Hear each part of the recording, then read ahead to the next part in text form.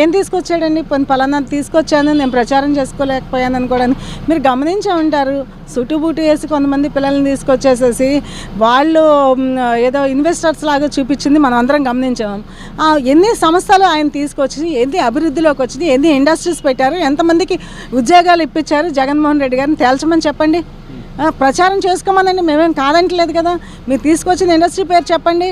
ఆ ఇండస్ట్రీ పేరు పలానా చోట పలానా ఇండస్ట్రీ పెట్టాము, ఇంతమందికి ఉద్యోగాలు ఇప్పించాము, ఇంత ఇన్వెస్ట్ చేశారని చెప్పాలి కదా. అదేమీ లేకుండా మేము పబ్లిసిటీ చేసుకోలేకపోయామని చేసుకొని మేము కాదంట్లా.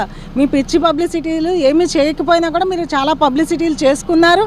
మీ కక్షా రాజకీయాలు తప్పితే, విధ్వంసాలు తప్పితే ఆంధ్ర రాష్ట్రంలో గత 5 సంవత్సరాల్లో ఎక్కడైనా అభివృద్ధి జరిగిందా? ఏదైనా ఒక ఇండస్ట్రీ వచ్చిందా?